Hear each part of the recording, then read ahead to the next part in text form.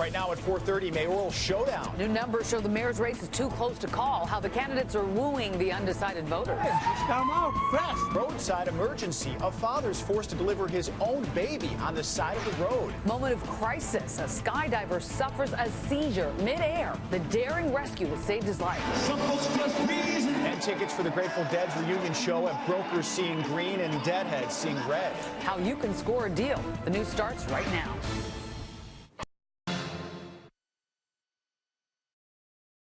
Right now at 4:30, mayoral showdown. New numbers show the mayor's race is too close to call. How the candidates are wooing the undecided voters.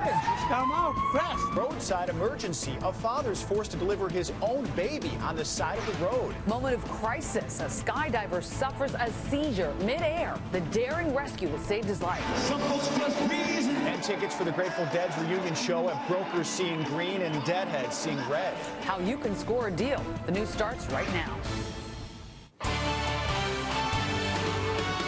Live from NBC5, this is the NBC5 News at 4:30. Good afternoon to you. I'm Marion Brooks. And I'm Rob Elgis. We want to get right to some breaking news from Sky 5. A CTA bus on fire on the Dan Ryan. Let's go live to Mike Lorber. Mike.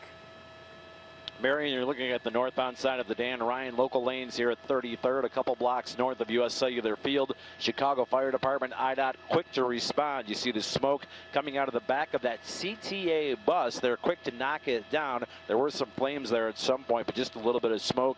Now, no word of any injuries, but you can see the inbound Dan Ryan local lanes, traffic squeezing by and only a portion of one lane. Inbound traffic building up pretty quickly for about a mile into the scene, and there are southbound gapers as well. We're live here in the Bridgeport neighborhood. Mike Lorber in Sky 5. All right, thanks, Mike. We're tracking the developing weather story. Clear skies and temperatures near 30 for most of the day, but that's about to change. In the next 12 hours, temperatures will drop. In some areas, we'll see freezing rain, too. Let's get right to Storm Team Chief Meteorologist Brant Miller for the very latest. Brant. Here's what we're seeing this afternoon. We've got quiet conditions that you were mentioning, Rob and Marion.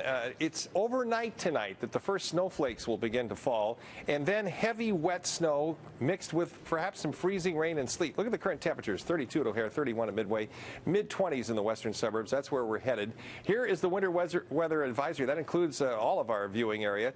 From 3 a.m. till noon tomorrow, we'll see the potential, as I mentioned, for heavy, wet snow, freezing rain, and sleet. This is the morning commute tomorrow. This may be a time to take public transportation.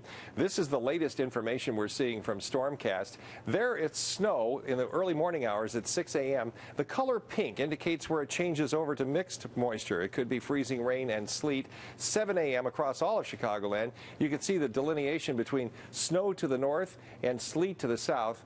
And this system's got a lot of moisture to work with, so we're going to see some amounts here of that heavy, wet snow accumulating, especially to the north, but then changing over to rain as we get into the afternoon hours. So a mixed moisture all day long tomorrow in the morning hours, and then it becomes rain. The problem is any accumulation of ice or sleet will cause some treacherous driving conditions tomorrow morning.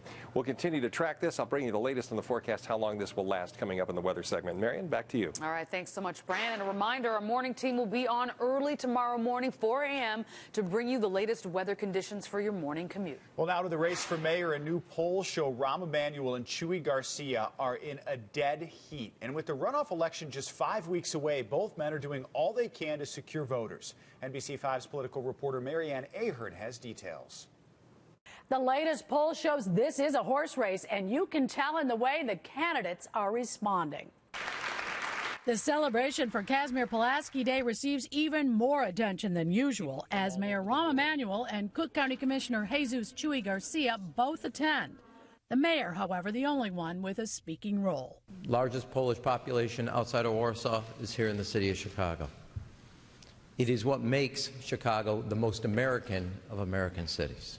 A new poll in the mayor's race by Ogden and Fry shows Emanuel ahead at 43%, Garcia at 38.5%, and undecided at 19%. Well, I've been feeling like this for the past week. Everywhere I've been in Chicago, there's tremendous support. I could predict that it'll continue to grow and surge. Cook County Board President Tony Preckwinkle would be a key endorsement. However, she left the Pulaski event with little to say other than she's not endorsing either candidate. reconsider it all after it went to a one-on-one race? UIC political science professor Dick Simpson. He contributed to both the Fioretti and Garcia campaigns. He notes why a Preckwinkle endorsement would be important. She said Chewy was a very good fellow and he was her floor leader and she gave him money, but she's not going to endorse formally. She still has to work with whoever's at City Hall when all this is done. And both the county and the city face major problems. Willie Wilson has not made up his mind yet, and Alderman Fioretti is weighing his options too before he announces his support. I am going to sit down with the candidates to see what they're going to do for the neighborhoods. And a sure sign this is going to be an interesting 5 weeks. The mayor is letting the media know where he will be shaking hands, and he's promising to take some questions. Marianne Ahern, NBC5 News. Thanks to Marianne. Right now, jury selection is underway in Naperville in the murder trial of a man accused of killing a second-grade teacher. Prosecutors say Daniel Alaska stabbed Sean Wild after Wild intervened during a bar fight. Alaska is also accused of stabbing Wild's friend and a bouncer. Alaska has pleaded not guilty. His attorneys say it was in self-defense. There's a frantic search in Crystal Lake for a missing teen who may be depressed and armed with a gun. Adrian Salazar's family alerted police after he made alarming comments on social media. Salazar attends Crystal Lake Central High School. Officials put that school and several others on soft lockdown as a precaution. It was a dramatic morning for one family on the Eisenhower Expressway today. A newborn just could not wait to enter the world. Here's NBC5's Susan Carlson with more on the new parents and how they handled their first big test. Newborn Camilla is healthy at 8 pounds 1 ounce, and apparently she was in a hurry to make her entrance into the world this morning. Just come out fast. Javier Sanchez was taking his wife from their Chicago home to McNeil Hospital in Berwyn overnight because she started having contractions at about 3 this morning. But evidently their new daughter didn't want to wait to get there. Sanchez says they had to exit the Ike near Austin when her contractions started coming faster. I'm on a highway, so come out. So I tried to make it to the hospital, but I can't. The baby's come out. The baby was delivered in less than 5 minutes just off the expressway at about 3:45 this morning. Sanchez called 911 and his family was taken by ambulance here to West Suburban Hospital. The call was that mom had delivered in the car and that she was coming in. She still had not finished the afterbirth process. Dr. Donald Reese says their biggest concern was the newborn's possible exposure to the elements on this cold March morning. Baby was only a little cold. Mom did a wonderful job of keeping her warm. It was such a good job by all involved that mother and baby will be able to go home within the next day or two. Baby is doing fantastic and mom is doing very well as well. Doctors tell us this is not as uncommon as you might think. They see babies born en route to the hospital as often as once or twice a month here at West Suburban Medical Center. In Oak Park, Susan Carlson, NBC5 News. Well, tonight we're still waiting to learn what memorial services will be planned for Chicago baseball great Minnie Minoso.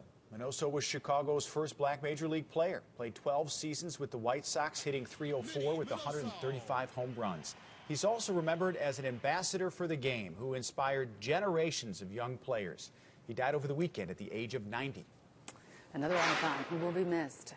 And a developing story tonight, a progress report on the Wrigley Field construction project. This afternoon, the Cubs allowed members of the media in to see how work's coming along. And there's some good news and some not so good news. Trina Orlando is on the story for us this afternoon. Hi, Trina.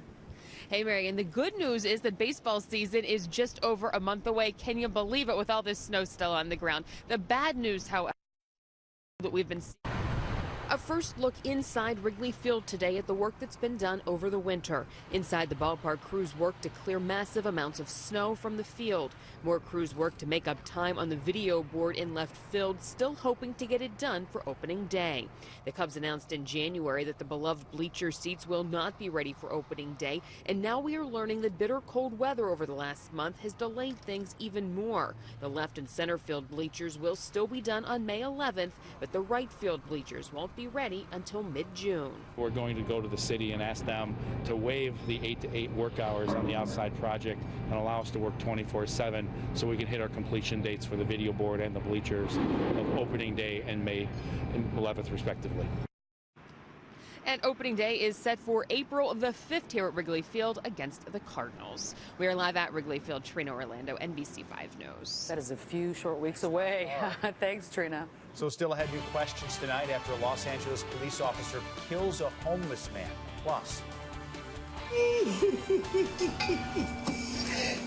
Oh. Tears of joy, the touching moment when a mother hears her child for the first time. And say cheese, a woman's eye-popping mugshot goes viral. And Rob Stafford's in the newsroom with a look at what's coming up at 5. Hey, Rob. Hi, Marianne. Ahead at 5, a big change coming to the Loop, and this could make some CTA riders very happy. We're live with that story. Then data breach. NBC5 investigates the top consumer complaint. Now a proposed change to Illinois law that could better protect you. And find out what most Americans plan to do with their tax refund when you join Allison Rosati and me at 5 o'clock. Treasure hunt in North Carolina after someone stole $4 million worth of gold from a semi-truck. 2 armed guards were transporting gold from Miami to Massachusetts when their truck had problems on I-95, so they pulled over, and police say 3 armed men tied the security guards up and made off with the barrels of gold. No arrests have been made. And today, demands for an investigation after Los Angeles police shoot and kill a homeless man. The struggle between officers and the homeless man known as Africa was captured on cell phone videos yesterday. Police believe the man was a robbery suspect. They shot him after he allegedly grabbed an officer's weapon. Very intense situation and a brutal fight. Los Angeles police say they will review all video, including footage from a police officer's body camera. Israel's prime minister says he has a moral obligation to speak about the dangers of a nuclear-armed Iran. Benjamin Netanyahu spoke before a pro-Israeli lobby in Washington today. He blasted President Obama's efforts to reach a nuclear deal with Iran, calling it a threat to Israel's survival. My speech is not intended to show any disrespect to President Obama or the esteemed office that he holds. I have great respect for both. Prime Minister Netanyahu will address a joint session of Congress tomorrow about Iran's nuclear plans. Several Democrats say they will not attend. We have 2 more White House security breaches to tell you about tonight. Secret Service agents were patrolling the White House lawn this morning after someone tried to slip inside a secure door as someone else was walking out.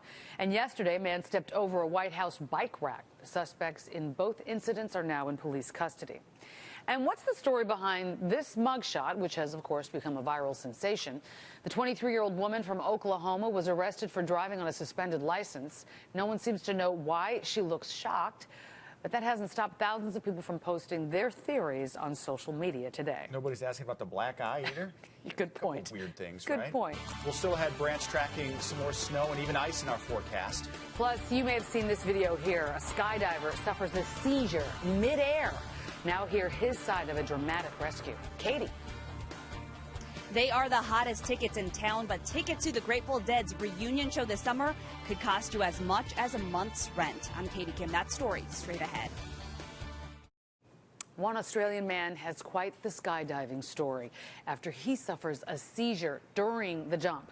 This all happened about 20 seconds after Christopher Jones left the plane about 12,000 feet in the air. Now, he has epilepsy. He had been cleared medically since he hadn't had a seizure in more than 4 years. But Jones spent about 30 seconds unconscious in a free fall. That's when my shoulders went back, and yeah, I had a seizure, and I don't remember anything until 3,000 feet when I woke up underneath the parachute. His instructor was able to grab hold of Jones' ripcord around 4,000 feet. They both landed safely. As for Jones, he says he will only stick to tandem jumps from now on. That's amazing. So a big part of a small but famous town in Georgia is up for sale. Grantville, Georgia became famous when the Walking Dead movie was filmed there. Now the former mayor is selling off 9 downtown buildings he bought out of foreclosure during the recession. So if you have $680,000 to spend, a big chunk of downtown Grantville could be yours. There you go. The gift of a lifetime for an Indiana mother of 5 who's been dealing with hearing loss for most of her life.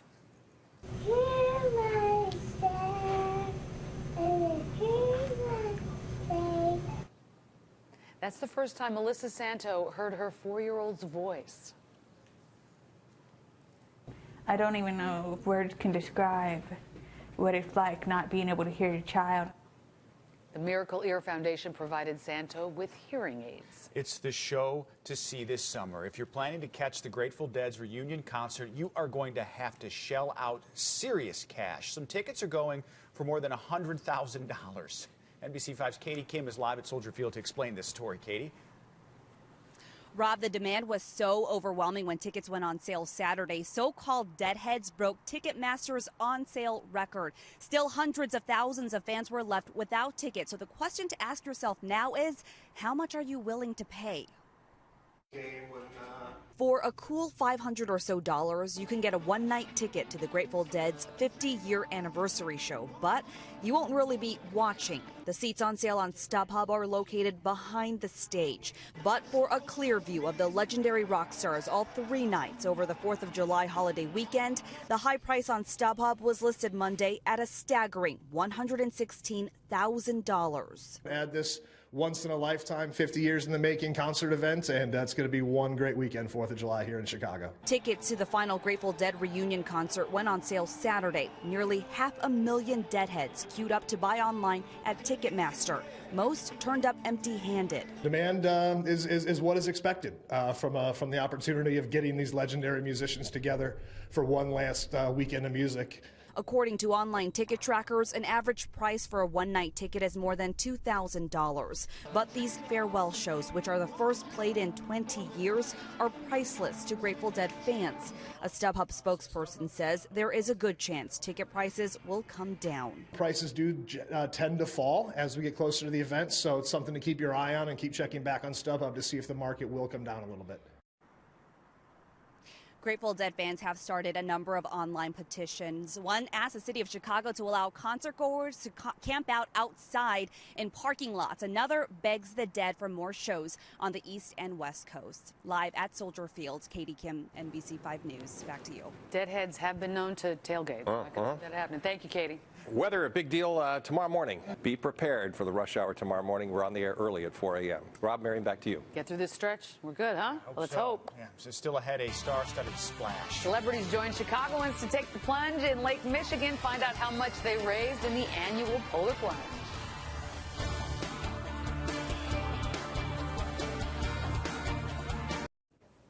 This weekend, thousands of brave souls took a dip in Lake Michigan for the annual polar plunge. Vince Vaughn, Lady Gaga, and part of the cast of Chicago Fire also dove in. So the event raises money for the Special Olympics. Here's NBC5's Leanne Trotter with a recap. Quite a festive atmosphere on North Avenue Beach as some 4,500 brave souls ventured into the frigid Lake Michigan water Sunday morning. It felt like you couldn't think for about 10 seconds, then you're right out there and you can't think again. Immediate shock to my body. The 15th annual polar plunge broke last year's attendance record and raised an estimated $1.1 million for Special Olympics Chicago. That's also a record. Actor Vince Vaughn was among the first to take the plunge, and pop star Lady Gaga made a surprise appearance, along with her fiancé, Taylor Kinney, from the NBC show Chicago Fire. We're just ecstatic. It was a great day. Harold Gaucher and some other Special Olympics Chicago board members stripped down to their shorts to participate. The donations help pay for the annual summer games. It's everything from basketballs to jerseys to transportation to events. I mean, any and everything you can think of sporting-wise, that's where these funds go. Special Olympics helps children and adults with intellectual disabilities overcome barriers through sports. The very first International Summer Games were held right here in Chicago in 1968. The nonprofit has since grown into a worldwide movement with more than 4 million athletes. It's a great cause, and people want to help however they can. Leanne Trotter, NBC5 News.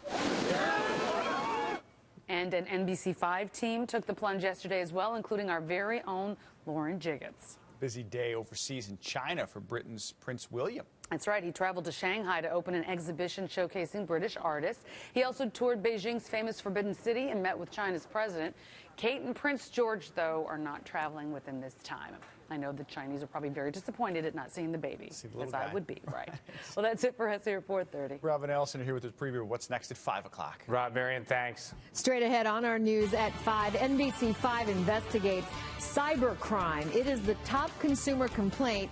Now there's a new proposal that could protect victims of data breaches. Also ahead. Major changes are coming for people trying to get around the loop, drivers and bus riders. I'm Charlie Wojciechowski, and coming up, we'll have the details. Plus, this recovering drug addict is making a real difference, helping the homeless one sack lunch at a time. All next.